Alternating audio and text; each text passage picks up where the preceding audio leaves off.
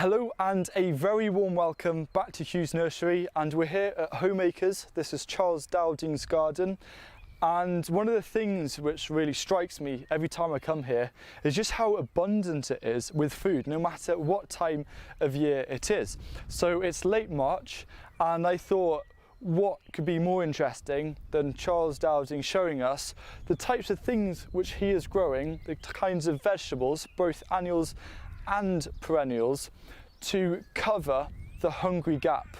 So the hungry gap, as I understand it, is after winter, because during winter you have a lot of vegetables which grew last year basically, and they're still putting on some growth now, but most of their growing happened before, such as leeks, and these leeks will continue cropping. They're coming into the hungry gap because they'll go on growing and cropping until late April. So that's a nice beginning. For me, hungry gap is April, May, into early June. So it's more the spring, because in the spring we haven't got the winter vegetables like the Swedes over there. You know, what a great resource that is for eating in winter. But they start to flower by the end of April going into May, so they go woody and they're not nice to eat anymore. So the hungry gap is about finding vegetables that crop rather uniquely just at that time of year, which is before the main summer flush begins. Quite a lot of our plantings here, like the Calabrese behind me, won't really kick in till late June. A lot of things get going towards the end of June, but not in May or early June. Another way of looking at the hungry gap is what I call it is winter's long shadow. So it's kind of the tail end of winter and going into quite a dark time. Not literally dark, we've got the sun now, but what we don't have is the harvest. And you know, even that garlic there, put in the ground last October, the cloves, they won't be ready till the end of June. That links back to storing produce for the hungry gap. You know, we've still got garlic in the house from last year, so that's another way around it. And onions that you can store for a very long time. So that's another way of having food to eat in this difficult time. The spring onions beyond the garlic, they will come ready for harvesting in May and early June, so that's a very nice green to have from overwintering. A lot of it's about planning. You know, you can't suddenly make things grow in the cool of spring to have to eat in May and early June. There is one really good vegetable though that you can grow from sowing in November, even December. A little bit from early spring, but the late autumn sowing is a very powerful thing. And let's go and have a look at that vegetable now, because it's looking really good. This vegetable is broad beans, because broad beans, unlike many hungry gap vegetables such as spinach and lettuce, which are good as far as they go, I wouldn't be without them, but they're mostly leaves. A lot of the early growth in spring is leaf. And this is fruit, seed, protein. And in fact, when I used to live in France, the people would talk about the value of the broad bean, the early broad bean harvest, because it came after, you know, so much other food was finishing, and it's really nutritious. You could eat, I guess, or they could eat a big bowl of broad beans, and that would keep them going for a day.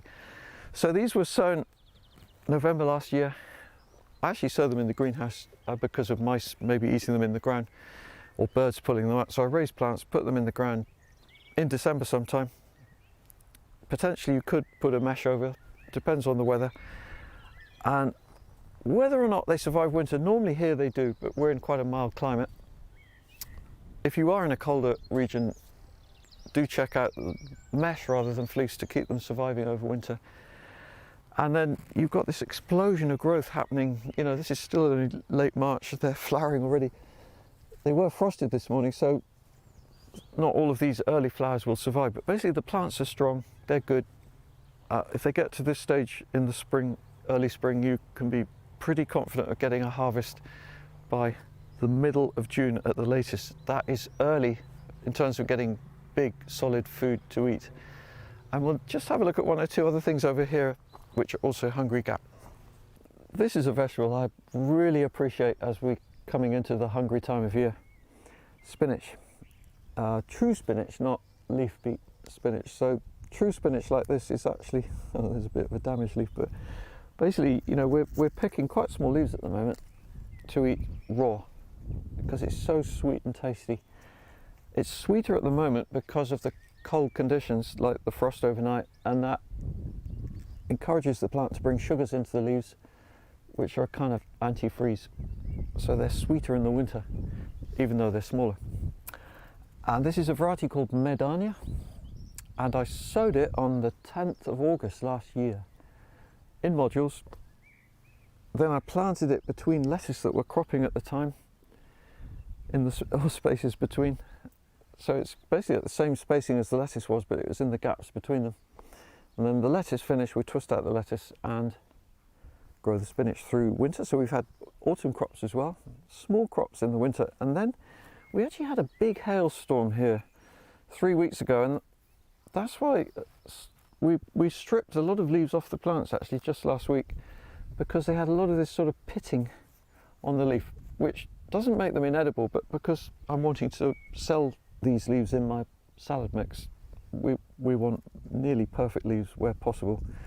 And so we cleaned up the plants. But basically these plants will produce a lot more leaves until early June, because the flowering time of spinach, this is the key point, is early summer. That's why you can sow it in August and it won't rise to flower. This variety particularly, Medania. And you, therefore, from August sowing, you've got, it's in the ground for 9 months. You know, it's just a very efficient way of using your sowing time, your precious time in the garden. Have sowings that last for a long time, and this one going right into the hungry gap. And also with no dig and the compost mulch, I haven't actually put a mulch on this ground for 16 months now. So still strong, healthy growth, showing how efficient no dig is for using the resources you apply. You don't need more compost for no dig, if anything slightly less, because you're not oxidizing any carbon in cultivations. So spinach is great. Also actually just mentioned here coriander. I mean, look at that. So that coriander was again sown in August, late August in this case, planted here September, again between lettuce, and it's starting to go to flower now, but it's a nice spring herb as well as a winter herb, very hardy plant. And we just put in the new planting of beans around them because the coriander will finish soon. Here's another very long-lived crop which is really useful in the early spring. Chard. It's a ruby chard, this one, even pink passion actually. This one is from real seeds, really pretty coloured stems. And we sowed this one last April, so golly, that's just very nearly a year ago, showing what a long-lived plant it can be. I actually found it best not to sow it too early in the spring, so I haven't sown this year's yet. I wait until late April even before sowing it. This was then planted around the 25th of May last year. We were picking it from late June right the way through.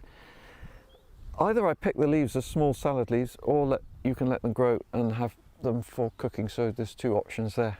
But what a lovely plant to have, just giving you food over a very long period of time. And to finish this little video, let's have a quick look at some perennials behind me. So we're looking here at asparagus, that delicious vegetable which crops most heavily right in the hungry gap actually, May and into June. Hereabouts, normally the first spears appear towards the end of April, so in about 4 weeks' time. I'm curious though to have a look.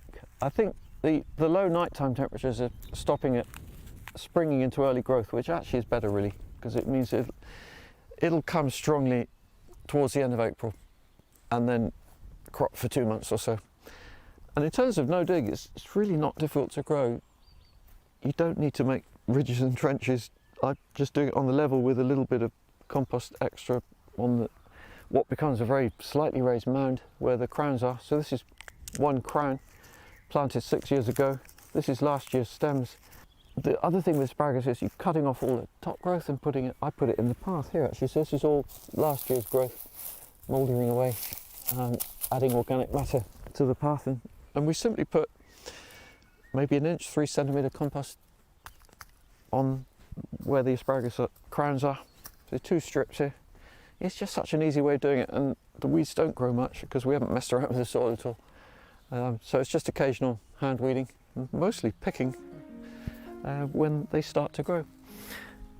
So that's a perennial that's yet to come in the true hungry gap, and we'll finish with a look at the rhubarb in this corner. So this variety of rhubarb is called Timperley Early, and it really lives up to its name. So before the end of March even, we've already been picking some. I mean, they're not the biggest at this time of year. The sticks, the stems will grow much fatter and longer yet, but you know, I'm just twisting them off like that. For this time of year, that is a really welcome harvest.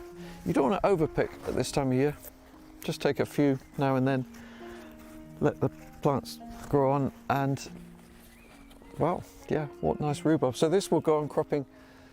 We stop picking usually in early July, so its main period of harvest is late March, normally starting April, May and June, right the way through that time of year when other vegetables are not so abundant.